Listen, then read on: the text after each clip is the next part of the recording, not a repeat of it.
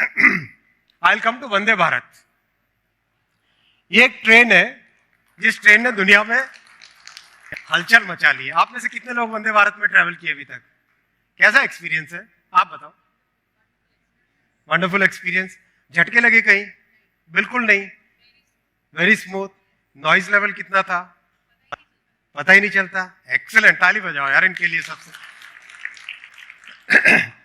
PM साहब ने 2017 में बोला कि अपने को वर्ल्ड क्लास ट्रेन बनानी है, लानी है इंडिया में। देखो पूरा कॉन्टेक्स्ट देखो, very well thought through strategy है। पैसेंजर एक्सपीरियंस को चेंज करना है, स्टेशंस, ट्रेन्स, सेफ्टी, ये तीन बड़ी चीज होती है, राइट? स्टेशन के बारे में बात किया अपन ने, अभी हम ट्रेन की बात करेंगे, उसके बाद में सेफ्टी की बात करेंगे, करेक्ट? तो पहला हमारे ऑफिसर्स का था, टिकट कटाया, पहुंचे जर्मनी, पहुंचे जापान, पहुंचे फ्रांस, और बड़े बड़े प्रेजेंटेशंस, बड़े बड़े ब्रोशर्स लेके आ गए कि चलो साहब ये ट्रेन सबसे अच्छी है, ये लेके आएंगे, ये इंपोर्ट करेंगे, ऐसा करेंगे, वैसा करेंगे। गए प्रेजेंटेशन, तब मैं नहीं था, प्रेजेंटेशंस करने गए, पीएम साहब ने कहा नहीं भाई नहीं चलेगा, ये आपको ट्रेन इंडिया में ही डिजाइन करनी पड़ेगी और हमारे ही लोग डिजाइन करें, हमारे ही लोग उसको मैन्युफैक्चर करें। Challenge, it's a very big challenge, because दुनिया में केवल 8 कंट्रीज ऐसी है आज की तारीख में जिन लोगों ने 160 kmph से ऊपर की ट्रेन्स बनाई है। Only 8 countries in the world. आसान नहीं है। Once you move beyond 120 kilometres, सारे पैरामीटर्स चेंज हो जाते हैं, सारे के सारे पैरामीटर्स एकदम कॉम्प्लेक्स हो जाते हैं। 150 तक, 120 तक कोई भी कर देता है डिजाइन, 120 के बाद में 180 बिकम्स बिग चैलेंज, और 180 के बाद में 300 बिकम्स वेरी बिग चैलेंज। तो ये दो बड़े बड़े थ्रेशोल्ड्स हैं जिसको क्रॉस करना बहुत मुश्किल होता है।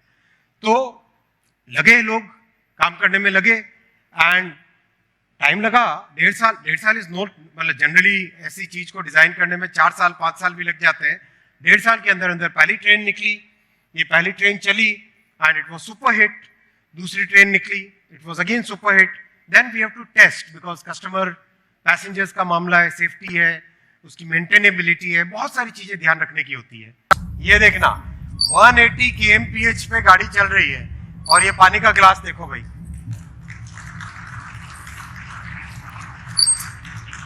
फेविकोल से नहीं चिपकाया हुआ है, ये पानी का ग्लास नहीं हिला, लेकिन सारी दुनिया हिल गई। अब आता हूं मैं बुलेट ट्रेन पे। टोटली नए तरीके का काम करने का एकदम नया तरीका। मुंबई से पहले थोड़ा सा, जब तक ठाकरे साहब थे उनको इंटरेस्ट नहीं था किसी डेवलपमेंट की, किसी काम में उनको इंटरेस्ट नहीं था, उनका अलग ही था सेटअप। लेकिन जैसे ही चेंज हुआ, शिंदे साहब ने आते ही within few weeks permission दे दी सारी कंप्लीट। तेजी से इस पे काम चल रहा है।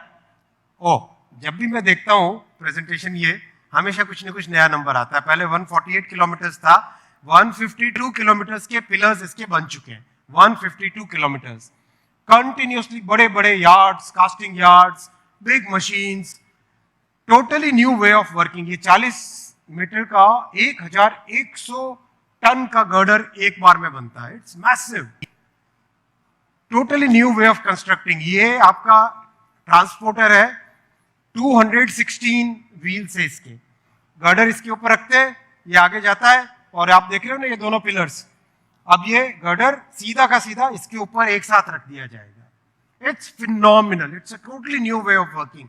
इस तरह का काम करने का टेक्नोलॉजी केवल 2-3 देश में है बस, और कहीं नहीं है। ये बहुत एकदम नई, और सबसे बड़ी बात, ये जितनी भी मशीनें है ना, एक आध बाहर से लाए, उसके बाद में फिर सारी इंडिया में बनाई, कंप्लीट सारी इंडिया में बनी है सारी मशीन। एक बार लाए सब बाहर से, फिर तो क्यों साहब, इंजीनियरिंग कंपनीज अपनी ये गुड।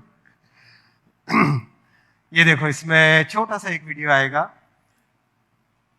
सब जगह स्टेशंस बन रहे हैं तेजी से, कंप्लीट ब्रिजेस बन रहे हैं।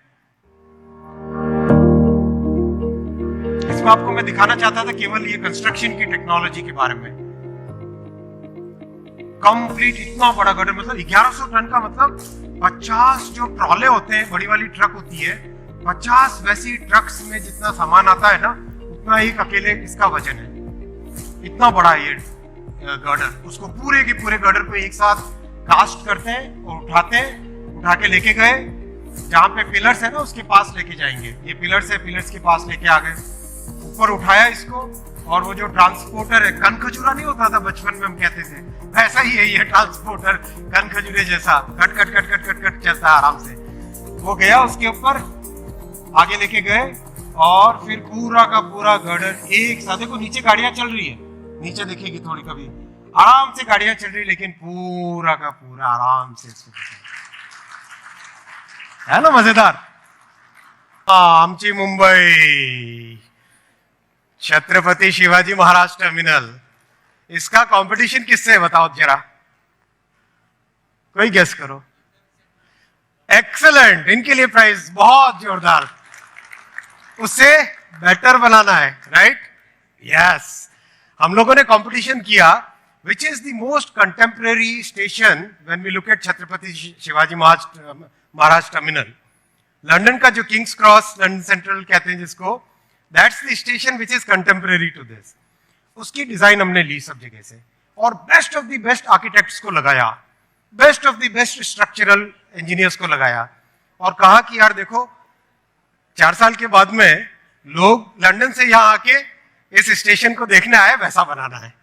तो दे वर लाइक अच्छा, लेकिन जो डिजाइन बनाई है जबरदस्त, चक्कास बहुत ही अच्छी डिजाइन बनी, इतनी अच्छी डिजाइन बनाई है, और कंप्लीट इसका टेंडर कंप्लीट हो चुका है, इसका भी middle of the March tender allot होगा, and every authority in Mumbai has given its permission, and I thank honourable chief minister and DCM sahab, they are personally monitoring day by day इसका complete. और दूसरी बात, हमारे जीएम साहब बैठे यहाँ पे, एक भी गाड़ी आपको रोकने के लिए मना, कोई गाड़ी कैंसिल नहीं होगी, राइट? इतना बड़ा चैलेंज कैसे करेंगे, लेकिन कर रहे, लगे हुए सबके सब इसमें।